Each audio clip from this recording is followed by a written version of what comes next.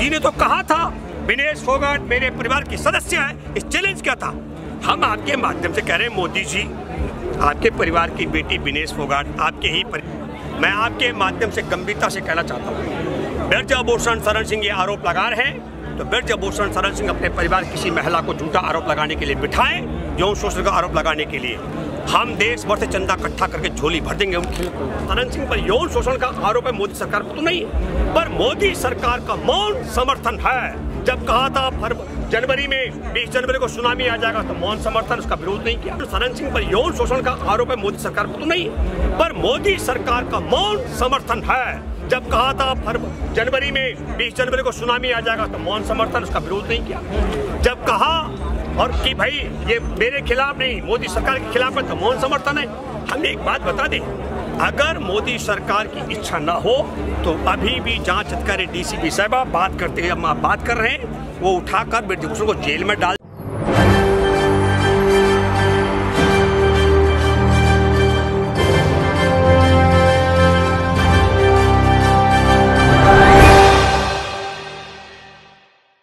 यत्र नार्यस्तु पूज्यन्ते रमन्ते तत्र देवता, यानी कि जहाँ नारियों की पूजा होती है वहाँ देवता निवास करते हैं। यानी कि संस्कार और संस्कृति के लिए जाने जाने वाला भारत देश आज किस मोड़ पर आ गया, ये सवाल उठता है। क्योंकि महज एक महीने से लगातार जो महिला खिलाड़ी हैं वो लगातार प्रोटेस्ट कर रही हैं, देश के प्रधानमंत्री नरेंद्र मोदी से ये मांग कर रही हैं कि ब्रजभूषण शरण सिंह की गिरफ्तारी हो जाए, लेकिन गिरफ्तारी नहीं होती है। केंद्र की सरकार चुप्पी नहीं तोड़ती है, तो केंद्र की सरकार चाहती क्या है, ये सवाल है। नमस्कार, आपके साथ मैं हूँ ऋतिक समिता, स्वागत है आपका नेक्स्ट 9 न्यूज पॉलिटिकल बाइट में। हमारे साथ भूपेंद्र रावत है, उनसे जानने का प्रयास करेंगे कि आखिर इस तरह की चुप्पी का मकसद क्या है, ये चुप्पी क्यों?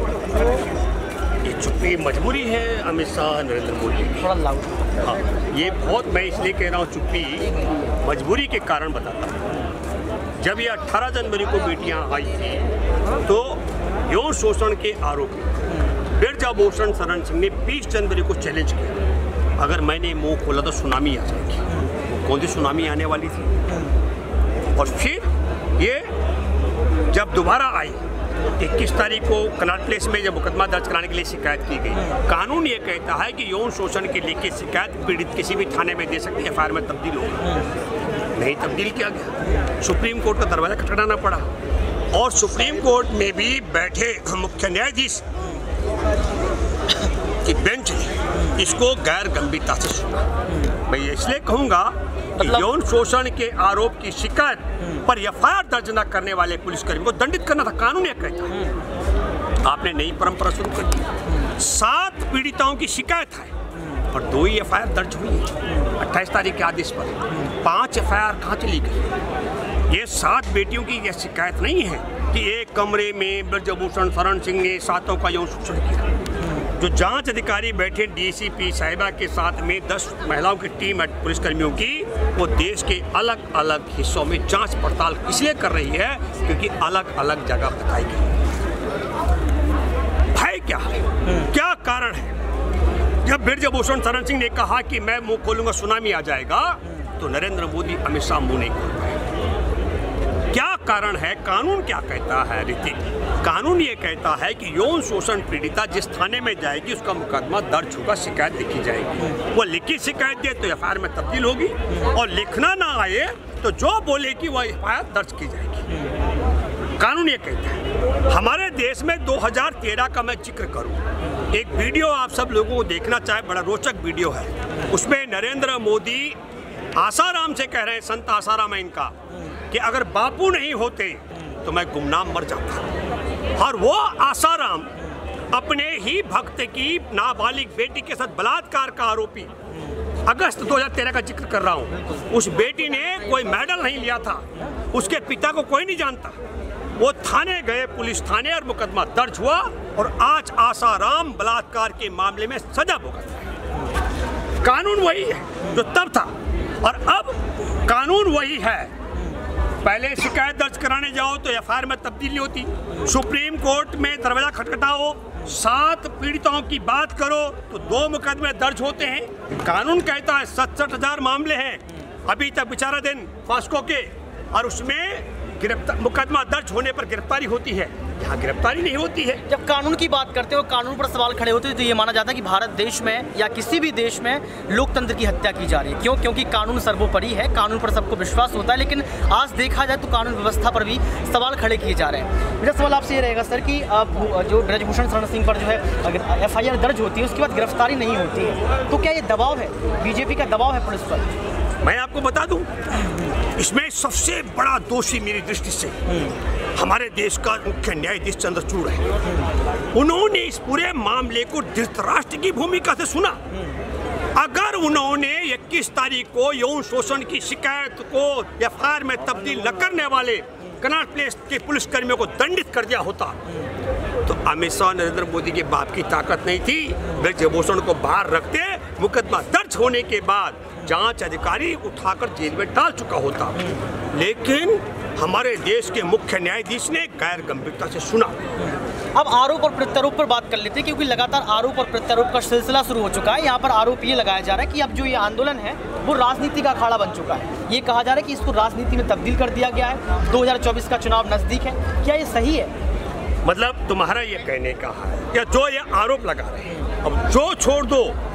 जनवरी 2023 में जब 18 जनवरी को पहलवान धरने पर आए थे, तो भाजपा की नेता पहलवान बबीता फोगाट इन पहलवानों के साथ थी। और जो कमेटी बनाई गई मंत्रालय की तरफ से, उस कमेटी के सदस्य है इनकी तरफ से, और अब वो कह रही है कि ये राजनीति कर रही है। जो आरोप यौन शोषण करने वाला ब्रजभूषण लगा रहा, उससे भी खतरनाक आरोप बबीता फोगाट लगा रही है। इतना कहता है भाजपा की, इन्होंने तो घर में फूट डाल दी है। और मैं एक बात कहना चाहता हूँ, ये आरोप कैसे लगा? उसने कहा कि साहब ये प्रियंका गांधी वाड्रा के गले लगी है विनेश फोगाट। मैं आपके माध्यम से एक बात कहना चाहता हूँ बबीता फोगाट को, बबीता जी आपकी पार्टी की सरकार है और स्मृति ईरानी महिला बाल विकास मंत्री है। आप महिला बाल विकास मंत्री स्मृति ईरानी को लेकर यहाँ पहुँचो और वो समर्थन करे और विनेश फोगाट को गले लगाए और साक्षी मलिक को गले लगाकर ये उनके गले नहीं लगेगी, स्मृति ईरानी के गले ये नहीं लगेंगे, तो मैं कहूँगा हाँ ये सच में राजनीति कर रहे हैं। यानी कि वही बात है। सुनिए, तो हम ये कह रहे हैं कि तुम्हारी सरकार बबीता, तुम्हारी पार्टी का जो सांसद है भारतीय कुश्ती संघ का अध्यक्ष ब्रजभूषण शरण सिंह, वही यौन शोषण करने वाला, तुम्हारी जो मंत्री है बाल विकास मंत्री, महिला बाल विकास मंत्री स्मृति ईरानी, वो मौन लगाने वाली हमारे तुम्हारा ही सरकार है, पार्टी मुख्यमंत्री प्रधानमंत्री गृह मंत्री अमित शाह नरेंद्र मोदी अनदेखी करने वाले। तो मोदी ने तो कहा था विनेश फोगाट मेरे परिवार की सदस्य है, इस चैलेंज किया था।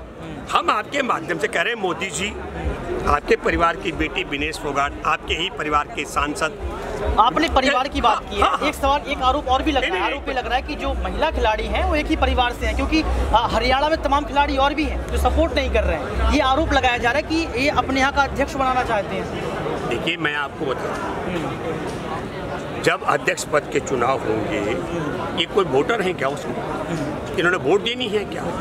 इन लड़कियों का भविष्य भी खत्म कर रहा है। देखिए आरोप पर कितने आरोप हैं।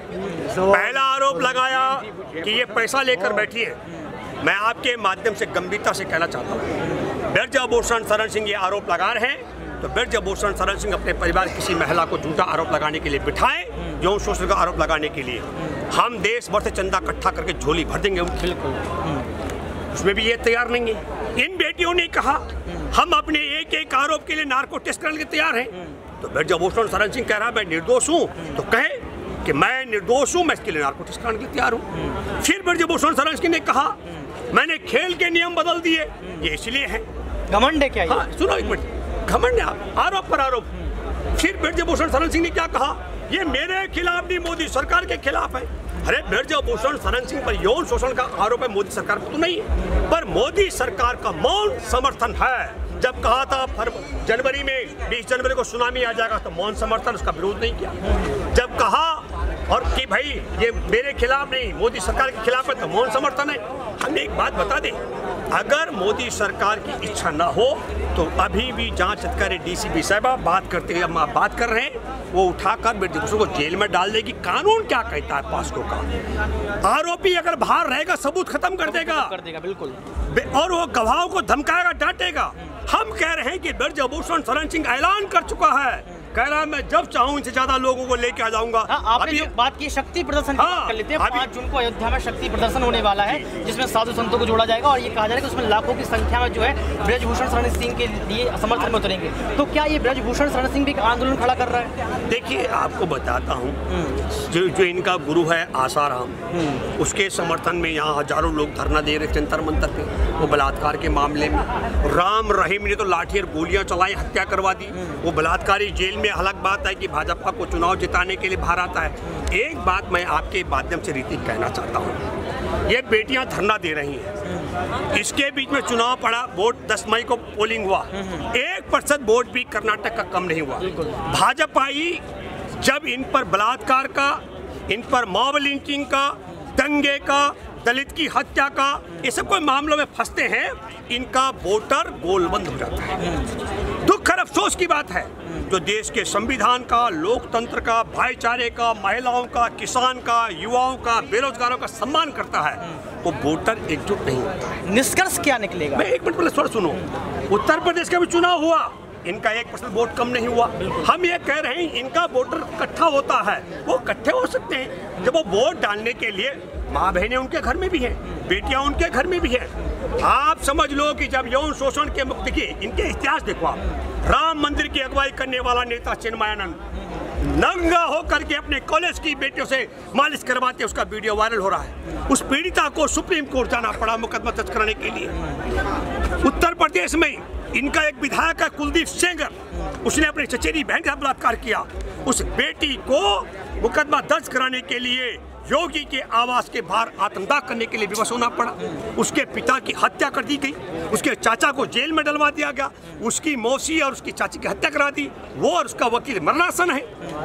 ये बेटियां ओलंपिक पदक विजेता, इन्हें सुप्रीम कोर्ट जाके मुकदमा दर्ज कराना पड़ा। इनके यहाँ नारी के लिए सम्मान स्थान है। मैं ये बात इसलिए कह रहा हूँ, कम से कम इनके समर्थकों को भी सोचना चाहिए, बेटियां तुम्हारे घर में भी है, माँ बहनें तुम्हारे घर में भी है, पर मेरी चिंता एक और है। जब देश के लिए ओलंपिक पदक विजेता बेटियां, देश का तिरंगा पूरी दुनिया में शान से फहराने वाली बेटियों के यौन शोषण के आरोपी के खिलाफ मुकदमा दर्ज कराने के लिए सुप्रीम कोर्ट जाना पड़े और मुकदमा दर्ज होने पर वो जेल न जाता हो, तब देश की करोड़ों परिवार जो दलितों के हैं, करोड़ों जो आदिवासियों के हैं, करोड़ों परिवार जो मछुआरों के, करोड़ों परिवार जो किसानों के, करोड़ों परिवार जो भूमिहीनों के, करोड़ों परिवार जो अल्पसंख्यकों के, गरीबों के हैं, उनको सोचना पड़ेगा। उनकी बेटियों के साथ यौन शोषण होगा इनके राज्य में, तो कहाँ कपिल सिब्बल जैसे वकील मिलेंगे, जंतर मंतर में कैसे आएंगे, सुप्रीम कोर्ट कैसे जाएंगे, मुकदमा दर्ज होगा कि नहीं और गिरफ्तार होंगे कि नहीं। व्यवस्था वही चाहिए थी, चाहे आसाराम जैसा जिसकी चौखट पर नरेंद्र मोदी मत्था टेकता था, वो जेल में सजा भुगत रहा है बलात्कार के आरोप में, और आज ये छुट्टा सांड की तरह घूम रहा है जिसने यौन शोषण के मामले में मुकदमे में दर्ज है। तब मैं ये कहना चाहता हूँ, ये उन सब लोगों के लिए सबक है। मैं अपील करता हूँ जो इनके भक्ति में आ रहे हैं, इनके बहकाव में आ रहे हैं, और मैं ये कहना चाह रहा हूँ जनवरी तक लटकाएंगे ये जनवरी में बोलने वाले हैं ऋतिक कि कोई बात नहीं है, देश की बेटियों का यौन शोषण किया, पर ये मंदिर बनवाने वाला था कार्यकर्ता। चिन्मयानंद ने अगर नंगी ढगन होकर तेल मालिश करवाई तो ये मंदिर बनवाने वाला था। तो देश को तय करना है कि मंदिर बनाने के नाम पर देश की बेटियों का यौन शोषण, बलात्कारियों को तुम सत्ता में देखना चाहते हो कि नहीं, या जेल में देखना चाहते हो कि तुमको तय करना चाहिए। क्योंकि इसी को कहते हैं लोकतंत्र की हत्या। कहा जाता है कि जो स्त्री का दर्द नहीं समझते हम उन्हें मर्द नहीं समझते, लेकिन अब मर्द कहाँ है ये भी बड़ा सवाल है। क्योंकि लगातार देखा जाए 1 महीना हो चुका है और लगातार विनेश फोगाट की बात कर लो, साक्षी मलिक की बात कर लो, तमाम महिला खिलाड़ियों की बात कर लो, उनका यहाँ पर बैठना ये निंदा है। क्यों? क्योंकि आप देख सकते हैं कि वो एक सेलिब्रिटी खिलाड़ी हैं और खिलाड़ियों के जब सम्मान की बात आती है तो पूरा देश उमड़ जाता है। विपक्ष की पार्टियां आ चुकी हैं, यहाँ पर देखा जाए तो खाप पंचायत आ चुकी है, किसान आ चुके हैं, विपक्षी नेता के साथ साथ तमाम जनता हर एक राज्य से पहुंच रही है। बहुत खूब भूपेंद्र जी ने ये बातें रखी हैं, पूरे सबूतों के साथ बताया है कि आखिर क्या कुछ हुआ था, इतिहास खोल दिया। लेकिन अब देखना ये पड़ेगा इस इतिहास का प्रभाव क्या केंद्र सरकार पर पड़ेगा, क्या सच में। एक और बताता हूं, जब ये मनमोहन सिंह जी की सरकार थी तब महिलाओं के मामले को संविधान के मुताबिक सुना जाता था, इसलिए आसाराम जेल में है। अभी हमारे देश महिला के मामले में संविधान की बजाय देश संघ के विधान से चलाया जा रहा है, इसलिए अनदेखी हो रही है एक एक मामले में।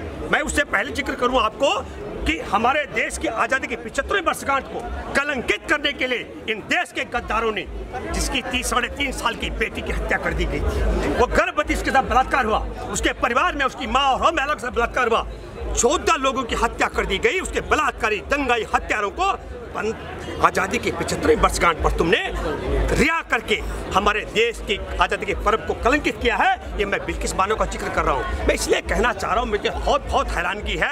मैं आपके माध्यम से गंभीरता से कहना चाहता हूँ, जिस तरीके से राहुल गांधी की सदस्य छीनने के लिए चुटकी में छीना गया और बहाली के लिए छुट्टी के बाद फैसला, मुझे तो लगता है अदालतों को भी अभी संघ के विधान से जो पेगासस जैसा ताकतवर जासूसी सॉफ्टवेयर है उसकी ताकत और मदद से संचालित किया जाए। बिल्कुल, यहाँ पर बड़ी बड़ी बातें कहती हैं। साफ तौर पर ये देखा जा सकता है कि विपक्ष की पार्टियां भी ये बात कह रही है कि उनकी आवाज़ को दबाने का प्रयास किया जा रहा है। ये भी कहा जा रहा है कि संसद से लेकर सड़क और सड़क से लेकर संसद तक जब हम प्रोटेस्ट करने के लिए निकलते हैं तो दिल्ली पुलिस का रवैया भी ठीक नहीं है। यानी कि यहाँ पर देखा जाए, ईडी सीबीआई की बात कर लो, तमाम लोगों की बात कर लो, हर कुछ दबाव में है। लेकिन अब देखना ये पड़ेगा कि भारत देश का लोकतंत्र सुरक्षित कैसे रहेगा, क्योंकि लोकतंत्र अगर खतरे में है तो समझ लो पूरे देश खतरे में। अब देखना ये पड़ेगा कि ब्रजभूषण शरण सिंह गिरफ्तार कैसे होंगे और विनेश फोगाट, साक्षी मलिक किन सबूतों को पेश करेंगे। क्या एक बार फिर सुप्रीम कोर्ट का रुख करना पड़ेगा, क्योंकि सुप्रीम कोर्ट का दरवाजा खटखटाना मतलब है अंतिम दरवाजे तक पहुंच जाना। अब न्याय के मंदिर में कैसे न्याय मिलेगा ये वक्त तय करेगा। आज के लिए सिर्फ इतना ही। आज की खास रिपोर्ट में सुमित सर को बहुत बहुत शुक्रिया, उन्होंने अपना बढ़िया समय दिया, सुबह से लेकर शाम तक हमारे साथ जुड़े रहे। कैमरामैन सुमित के साथ ऋतिक सविता।